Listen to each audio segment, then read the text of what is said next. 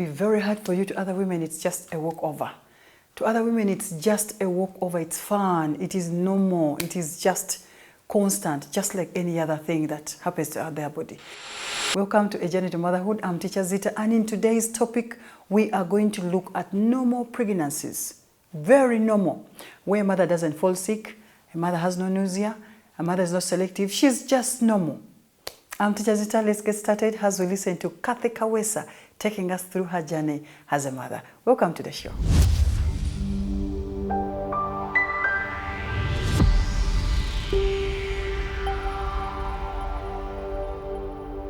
A Journey to Motherhood. Welcome back to our next episode. That is normal pregnancy. Sometimes back you watched a mother who was struggling with pregnancy, nausea. She was very selective. She hated the sun. She hated water. She even hated the voice of the husband. Everything about her was really wrong, and that is what she goes through as a mother. But today on the show, we have a very unique mother. I'm sure some of you might be like her. For her, her pregnancies are super good.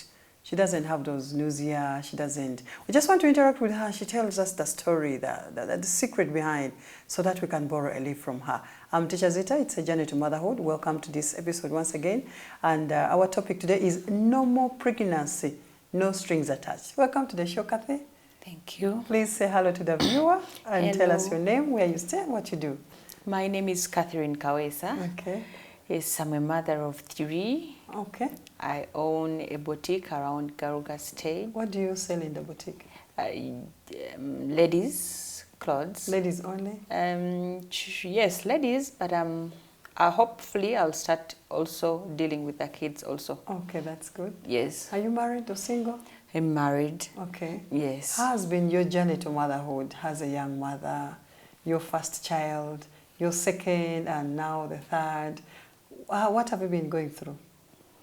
Okay, especially in the first trimesters, that first month, second and third. That is where women hate and curse. Okay. Yes. To me, my first pregnancy, actually I didn't even notice it Are first. you sure? Yes, because How old were you? I was 19. 19 years old. Yes. Were you still at school? Yeah. Okay. Yes, I was still in school, so I didn't notice it. So until I felt I had something going on, my body had changed. How did you know your body had changed? Because I was so sleepy. Yes, Dozing all the time? Yes, dozing all the time. In class? Yeah, Okay. sure. In class, like dozing and very weak. Yes, maybe that's why when I noticed maybe something must be wrong. Did you talk to any elder by then? No. How did you manage it? I talked to my partner. Okay. Yes. How old was he? Was he also a student with you? No, he was working. Okay. Yes, by then he was working. So he asked me to go to the hospital to see the doctor. Okay. Yes, and when they checked me, it was positive. Okay. Yes. How did you feel? Were you happy, disappointed, worried? Not really, because his reaction gave me the energy. More hope. Okay. Yes. To feel positive. Yes, to feel positive. Okay.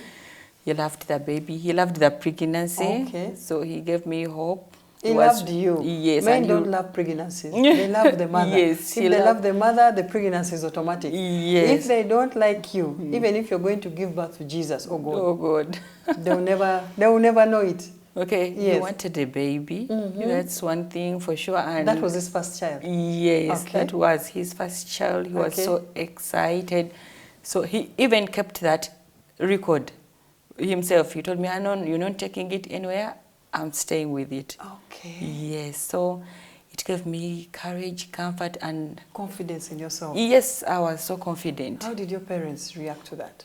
Actually, I didn't tell them until, because I was staying in a hostel, so I didn't tell them until I did my finals.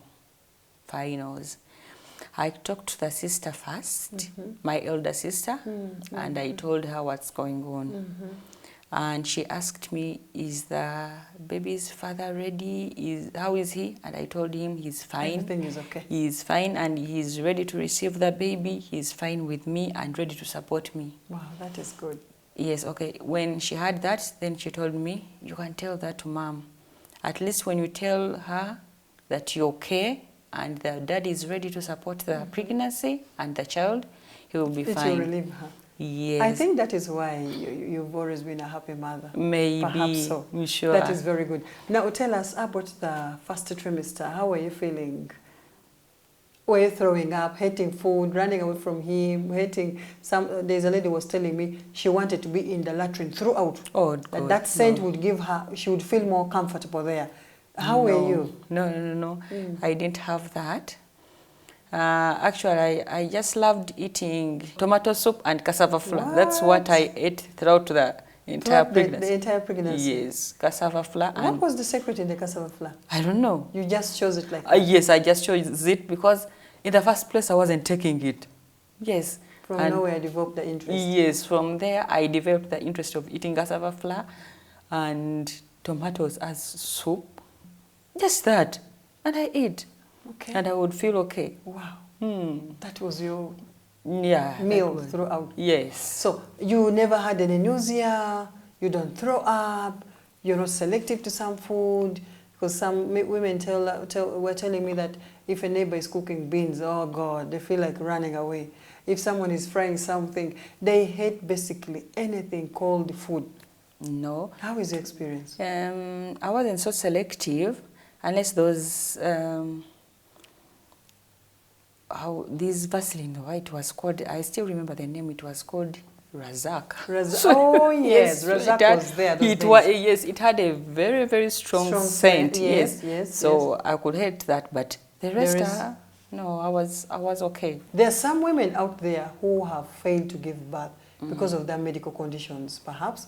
Or there are some who have totally failed to give birth because of those bad severe morning sicknesses that sometimes the doctor even advises them to get rid of the pregnancy, or at times you're even advised not to conceive again because your health is at risk. So if you're normal, you're okay, I think you should give birth to as many children as you can. I think it's the healing process. I want to heal and give my children time to grow, to grow. Them. Yes, I space them. I give them some time at least to grow. Okay. Yes. Then you go back to the ring. Yes, then I go back. I always give them a period of 3 years. Yes, because that's why on my second pregnancy, they gave me a trial to try and push. Oh, we are coming there. Okay. Meaning your pregnancies are normal, but when it comes to childbirth, you get some challenges. Yes. What are those challenges? Are your birth normal, C-section or? C-section. You only go through C-section? Yes. What could be the problem? They told me my bones are too... The cervical? Yes. They can't open enough? They can't open enough, so the child cannot go through. Catherine, yes, please. When it reaches that time of pushing, what happens exactly? Do you get into labor or you fail totally to get into labor? I get... Labor pains? Yes, I do get them. For how long? It can take me like a day. Okay. Yes. Tense, very tense. Yeah, they or it come is mild. yes. They come and go, come and go. Do you do some exercises when you're expecting? Not really. Maybe you could perhaps think of that. Do some walking, do some squats to help you kind of open up your bones. You do some, there's some ball kind of exercises. You roll on the ball. There's where you can sit and hump yourself. Perhaps you could try it next time to see if it can work out for you. So you totally failed to push a child. Yes. You do C-section. Yeah. And the healing process, how is it? When you're going to the theater, how do you feel? You feel like, it's okay, as usual, I'll come out? No, I would... or you worry? Yes, I worry. You first say your prayers? Yeah, I do say my prayers and I go crying. Oh dear. Yes. Not knowing what will come out. Yes, sure, because... You know, in the old days, they used to tell us, to give us that fear of the theater. So I would say, Because how it is will I life come and back? death. Yes, it You is don't know life whether and you're death. waking up or not. So I would hope to come back, see my child, or celebrate. But when I reach, they give you care, they measure your pressure until it's down, then they start working on you. Okay. Yes. So what is the main challenge you've ever got as a C-section mother who cannot push? Yes, after the theater, what challenge do you feel like it's always a challenge to you? Walking, sitting, I cannot turn, I cannot move my body. Yes, you just lay down. Yes, you just need help. Yeah, it's a challenge, a very big challenge. How long does it take for you to heal? Yeah, it takes like a month, maybe. Before you go back to your feet to start moving? No, like a week. Oh. Like a week. Only a week? Yeah.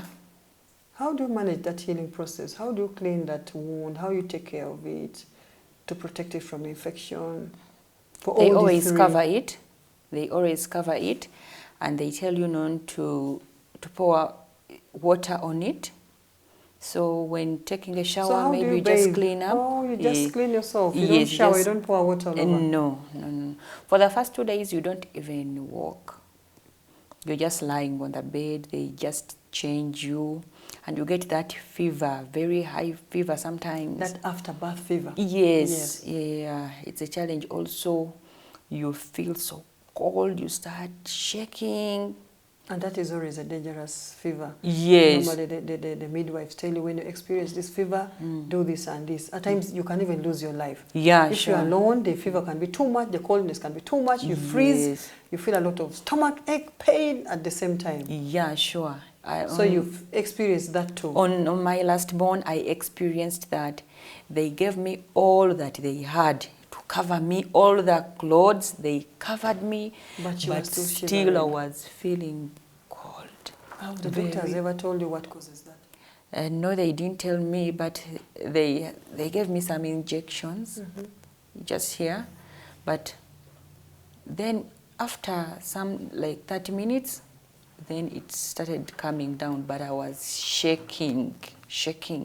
So this time you think if you went, if you conceived again, you don't want to go back to the theater? They told me I have no any other option after the 3. Is it permanent that your bones cannot open up? They gave me a try on my second bone. Okay. So on the third bone, they told me, no, you will not experience the labor pains. We just have to operate you direct because you failed on the second. The first and the second? Yes. So they knew this third might as well be the same? Yeah. Okay. So they did not give me a trial, and I did not even feel the labor pains. Okay. I just went and they operated on me. Thank you so much. It's still a journey to motherhood. We are sharing very interesting life stories with Catherine. She's telling us how easy her pregnancies are. But in the end, it's a little challenging. You have to go through difficult, painful moments to bring the baby out. Unlike others who experience a lot of morning sicknesses, reaches labor, again they just push. You see, life is not balanced. Life is not balanced totally. You can have this and then you don't have this. You have the other and you don't have the other. We are going to go for a brief break, and when we come back we shall hear some medical opinion from doctor. He will tell us more as to why other women's pregnancies are so normal and to others it's a nightmare. Stay with us.